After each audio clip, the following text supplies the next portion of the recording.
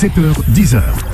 La matinale avec Kim sur Beurre FM. Et sur Beurre FM, vous le savez, mesdames et messieurs, le lundi, et il est présent avec nous ce matin, comme tous les lundis, monsieur Azdin Ahmed Chaouch. Bonjour. Ça va ? Bah ouais, ça va bien. Bah oui, quand même, petite victoire de l'OM hier, ça fait longtemps. Victoire de l'OM, victoire de Nantes sur Nice, je suis aux anges. Eh bah oui, mais j'adore. En plus, Azdin qui a marqué. Ah, Ounahi, il a traversé, comme dans du beurre. Tu vois, tac, tac, tac. Le beurre dans le beurre. Oui, voilà, c'est un petit jeu de mots au passage. Tranquille. Ça va, Azdin ? Bah oui, ça va. Alors, on a beaucoup d'invités ce matin, oui. Ça va être exceptionnel. Oui, c'est un grand kawa spécial aujourd'hui. J'ai deux invités, une fois n'est pas coutume, comme on dit. Un témoignage inédit tout à l'heure sur une affaire qui nous a tous émus. Mourad, souvenez-vous, c'est ce jardinier de 29 ans qui avait été attaqué au cutter à la gorge par un retraité après avoir été insulté de bougnoul. La scène avait été filmée. Mourad avait échappé à la mort miraculeusement. Eh bien, il sera avec nous ce matin. Il est sur la route. Là, ça roule un peu difficilement à cause de la pluie. Et on est très, très heureux de le recevoir pour écouter son témoignage. Mais avant, un kawa sans filtre avec, on peut dire, la patronne des députés insoumis, celle qui a succédé à Jean-Luc Mélenchon, Mathilde Panot. Elle est députée dans le Val-de-Marne, pas très loin d'ici. C'est la boss désormais chez les filles. Actualité chargée, on a plein de questions. Kawa sans filtre donc avec Mathilde Panot. Et je ne peux pas commencer par ne pas vous poser la question d'actu de ce week-end. L'attaque au couteau et au marteau quai de Grenelle qui a fait un mort et un touriste allemand et 2 blessés. Simplement une première réaction déjà sur ce qui s'est passé. Bah déjà évidemment une pensée extrêmement forte pour l'homme qui a été tué, qui était un touriste allemand qui était en visite à Paris avec sa compagne et des amis. Je pense qu'il visitait la capitale, donc c'est dramatique évidemment, et d'autant plus dramatique avec une famille qui n'est pas présente sur le territoire. Donc d'abord avoir une pensée pour ses proches évidemment, et puis ensuite l'enquête dira, notamment le parquet antiterroriste s'est saisi. Mais il apparaît de manière assez claire que cet homme avait, le meurtrier avait des troubles psychologiques, et malheureusement nous n'avons pas attendu ce drame pour alerter sur la question du suivi psychiatrique. Et donc je crois qu'il est très important de redire que nous avons un état de la psychiatrie dans notre pays qui est dramatique et qu'il faudra examiner même au-delà de ce drame. Alors justement, vous avez mis le point là où j'aimerais vous amener. C'est l'auteur des faits serait atteint donc de troubles psychiatriques, mais cette attaque est tout de même considérée comme un attentat, car c'est le parquet antiterroriste, vous l'avez dit, qui s'est saisi de l'enquête. Alors comment placer le curseur ? À partir de quand c'est un attentat ? Et à partir de quand c'est un acte isolé d'un fou au sens médical du terme ? Alors ça, c'est toujours une question compliquée. C'est une question qui sera déterminée notamment par la justice pour savoir si l'auteur est responsable ou pas de ces faits. C'est ce qui devra être déterminé au moment de l'enquête et du procès. Mais c'est évidemment des choses qui sont difficiles à décorréler. Vous avez d'un côté des paroles qui sont prononcées, notamment une vidéo qui a été faite par l'auteur des faits, qui attesterait plutôt d'un acte terroriste qui aurait été fait par cet homme, et de l'autre côté des troubles psychiatriques sévères. Qui, diraient plutôt que vous avez quelqu'un qui n'est pas responsable de ses actions. En tout cas, je le dis quand même avec force, parce que ça fait plusieurs fois qu'on a des drames comme ça, sur lesquels il y a des problèmes psychiatriques profonds. Alors, tous les gens qui ont des suivis psychiatriques ne sont pas dangereux, je veux quand même le dire. Oui, non, mais je veux quand même le dire. Mais en tout cas, l'état de la psychiatrie sur lequel les soignants nous alertent depuis des années, et qui est, avec l'hôpital public, un secteur qui s'effondre, est un sujet d'inquiétude. On a le sentiment que pour l'extrême droite, par exemple, le côté aspect psychiatrique ne doit pas rentrer en compte. Alors, l'extrême droite se rue sur des faits divers qu'elle essaye de monter en épingle pour attester ce qu'elle veut faire, c'est-à-dire essayer de faire croire que dans notre pays, il faudrait avoir un nouveau choc des civilisations et refaire une sorte de guerre interne au pays, ce sur quoi nous nous opposerons à tout moment. Il y a plusieurs choses. Par exemple, l'extrême droite n'a pas parlé de ce qui s'est passé le 3 novembre dans le Val-de-Marne, où vous avez un enfant de 7 ans qui a été retrouvé dans un sac poubelle, tué par son babysitter qui probablement lui aussi a des troubles psychiatriques très forts et qui n'avait pas le prénom à consonance étrangère qui les arrangeait pour pouvoir faire leur beurre sur une situation dramatique. Ils ont des indignations à géométrie variable. Donc, en clair, quand il y a un arabe, il se positionne, quand il n'y en a pas, on ne les entend pas. Exactement. Ça, c'est la première chose. La deuxième chose, c'est, même dans le cas d'actes terroristes, à quoi visent les actes terroristes ? Les actes terroristes visent à imposer la terreur dans une société et à, en quelque sorte, défaire la société. Donc, Dans ces moments-là, chacun et chacune doit être un rempart à la haine. Et c'est le rôle que nous devons toutes et tous avoir pour respecter notre état de droit. Et là où l'extrême droite a un rôle extrêmement néfaste, c'est non seulement qu'elle répand la haine et qu'elle essaye d'opposer les gens les uns aux autres selon leur religion réelle ou supposée, leur couleur de peau, leur genre, leur orientation sexuelle, ce qui est insupportable pour les républicains que nous sommes, ceux qui aimons la République. Mais en plus de ça, ils essayent de défaire l'état de droit et l'état démocratique. Et ça aussi, nous ne pouvons pas le supporter. Autre actualité sur laquelle on aimerait vous poser des questions, la situation à Gaza évidemment. Alors Jean-Luc Mélenchon, votre mentor, si je peux m'exprimer ainsi, a indiqué ce week-end que les bombardements à Gaza présentent tous les indices d'une volonté génocidaire. Est-ce que c'est votre analyse ou pas ? Est-ce qu'il y a un risque de génocide, pour parler plus simplement ? Alors oui, d'ailleurs ce n'est pas Jean-Luc Mélenchon qui l'a dit en premier, ce sont des rapporteurs spéciaux de l'ONU, puis ensuite le secrétaire général de l'ONU, qui disent qu'il y a d'abord dans le rôle de la communauté internationale, du concert des nations, la nécessité, c'est ce qui est inscrit dans le droit international, de prévenir des génocides. Et je vais vous dire quel indice génocidaire ou quel risque génocidaire nous voyons.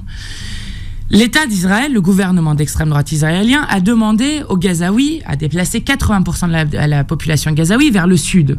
Et que s'est-il passé ? C'est ce que l'ONU notamment note, c'est que plus aucun endroit n'est sûr à Gaza. Vous aurez remarqué que depuis la fin de la trêve, ce n'est plus le nord qui est visé, mais le sud qui est visé. Donc l'endroit où on a dit aux gens d'aller se réfugier.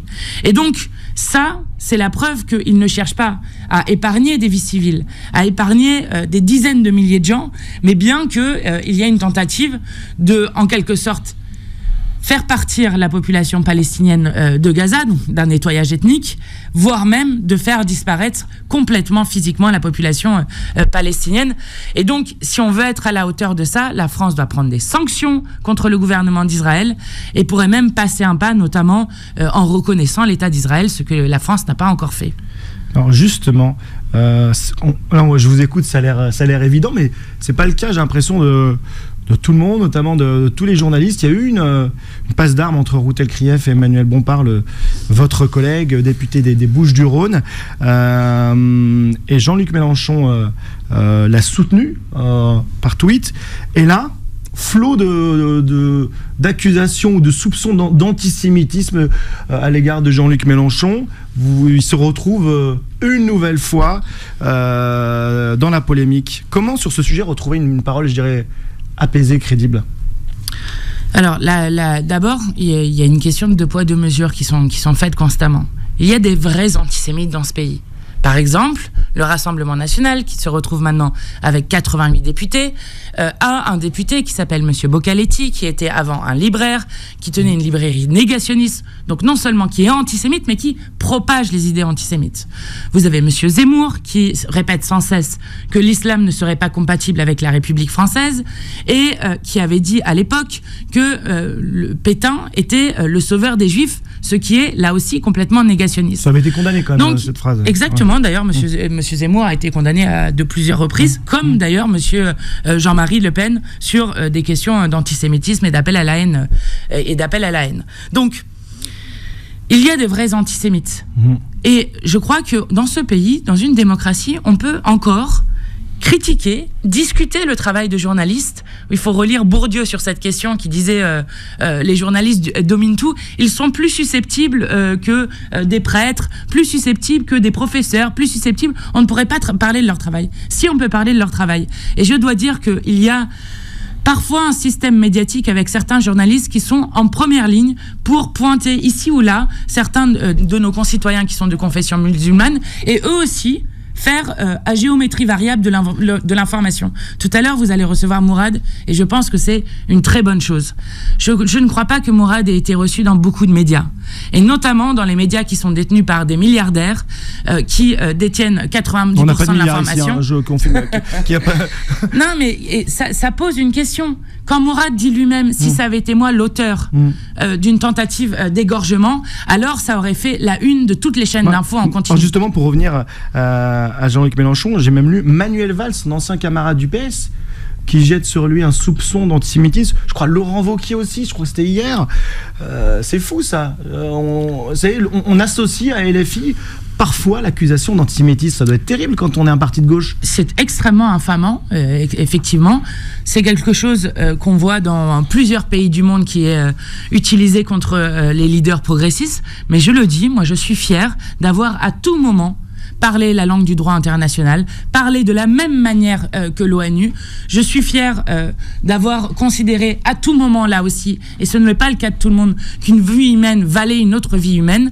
Et je le disais, aujourd'hui nous sommes le 4 décembre, il y a 9 ans exactement, le 2 décembre, l'Assemblée nationale invitait le gouvernement, exhortait le gouvernement à reconnaître l'État palestinien. Il y a 138 États, donc 70% des États dans le monde qui reconnaissent l'État palestinien, et je crois que la France s'honorerait maintenant à le faire. Je ne vois pas ce qui l'empêche, qui permettrait de réaffirmer à la fois le droit international, de relancer le processus de paix, et qui serait la meilleure garantie de paix et de sécurité pour le peuple israélien et pour le peuple palestinien. Autre sujet brûlant, quelques mots sur un sujet qui nous passionne ici, c'est la loi immigration, actuellement en discussion à l'Assemblée.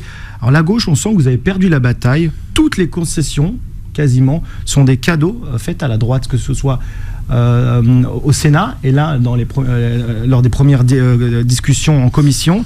La gauche a perdu. Ça y est, c'est fini la guerre des idées. Alors non, c'est pas terminé. En tout cas, nous, on se battra pied à pied contre cette loi. Il faut comprendre que c'est la 22e loi immigration qui est faite depuis 30 ans.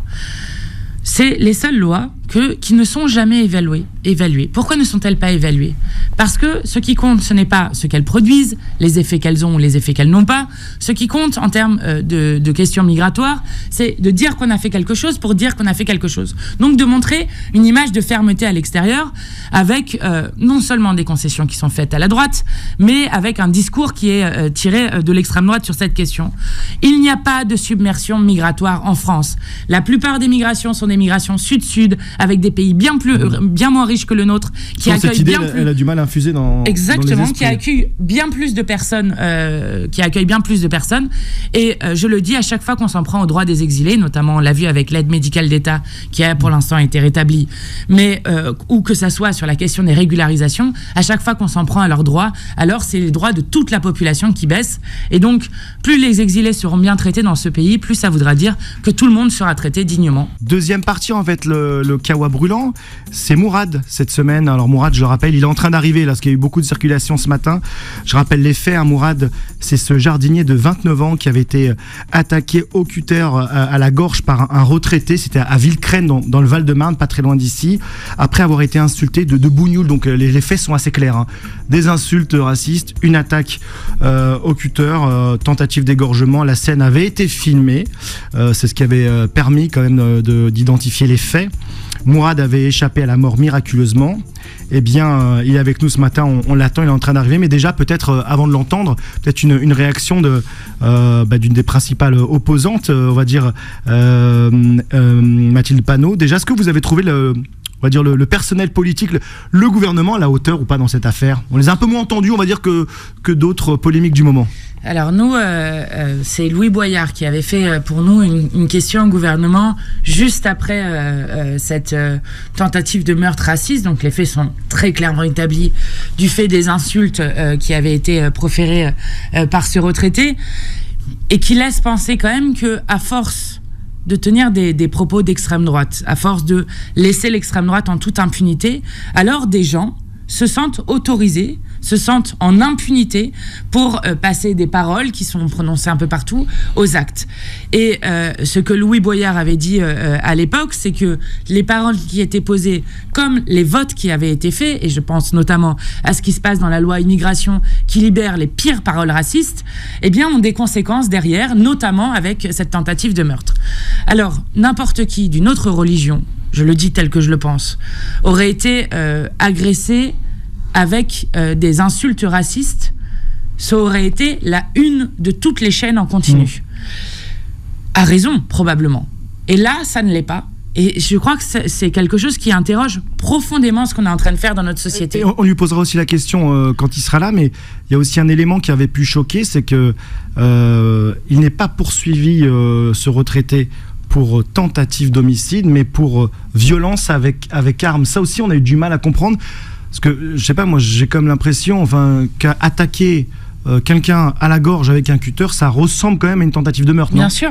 Et d'ailleurs, vous l'avez dit, mais c'est miraculeux que Mourad s'en soit sorti. Donc on est très heureux que ça aille bien. Mais c'est, évidemment que c'est une tentative de meurtre. Et c'est vrai que plus globalement, il y a un contexte, on va dire, de montée de l'ultra-droite, ce qu'on appelait l'ultra-droite. Est-ce que vous sentez, comme ça vous aussi, monter ces risques, ces menaces? On parle beaucoup de la menace terroriste islamiste, mais est-ce que l'autre menace la plus inquiétante, c'est pas celle-là? Les renseignements n'arrêtent pas de dire que les agressions et le risque qu'on a d'actes violents dans notre société viennent d'abord de l'extrême droite dans ce pays. Ce qui s'est passé sur Romans-sur-Isère est extrêmement inquiétant. Vous avez 80 personnes qui défilent au cri de Islam hors d'Europe, donc avec des cris extrêmement racistes, et qui tentent d'aller agresser des personnes d'un quartier populaire avec des choses qui inquiètent fortement, notamment dans les choses qui inquiètent, c'est la question de savoir pourquoi est-ce que sur leur téléphone, ils avaient les noms, les prénoms, les adresses, les numéros de téléphone et les membres de la famille des gens qui étaient suspectés du meurtre de Thomas. Donc la question de savoir comment ils avaient ces informations là, il y avait la question est posée. Est-ce qu'au sein de la police, en tout cas, ou des bacs, il n'y a pas quelqu'un leur a fuite, donné ces informations, c'est une évidence. Donc ça, c'est très inquiétant. Et on voit encore ce week-end des néo-fascistes qui défilent tranquillement dans nos rues, des gens au Rassemblement national qui font des saluts nazis. À un moment, nous, dès 2019, on avait demandé une commission d'enquête sur comment est-ce qu'on luttait contre les groupuscules d'extrême droite. Donc, cette question-là, avec toutes les recommandations qu'on avait faites à l'époque, n'ont pas été respectées, n'ont pas été suivies d'effet par le gouvernement. Donc, l'extrême droite... Même les mots sont importants. Je rebondis à ce que vous dites. Par exemple, moi, j'avais été choqué de l'utilisation du mot manifestation de militants d'ultra-droite. Est-ce que c'est une manifestation quand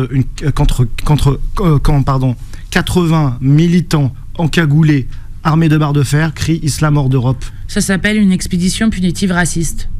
C'est comme ça qu'on doit l'appeler. Donc effectivement, donc il faut prendre vraiment conscience du danger que représentent ces groupuscules d'extrême droite, et il ne faut pas être naïf sur le fait qu'ils ont des liens avec le Rassemblement national. Donc plutôt, alors ceux qui sont encore avec des cravates qu'on voit bien du Rassemblement national, eh bien vous avez la façade, c'est les cravates des députés, et puis vous avez l'arrière-cour, c'est ce qui se passe avec des gens qui sont violents comme ils le font. De même pour Reconquête.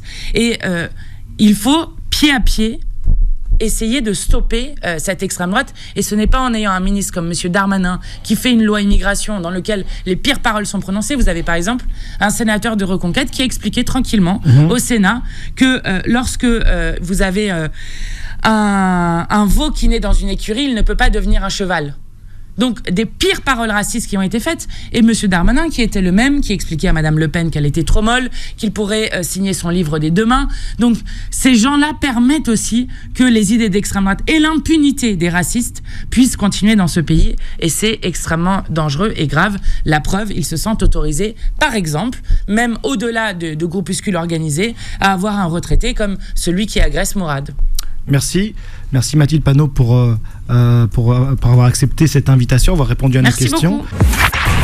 7h, 10h, la matinale avec Kim sur Peur FM.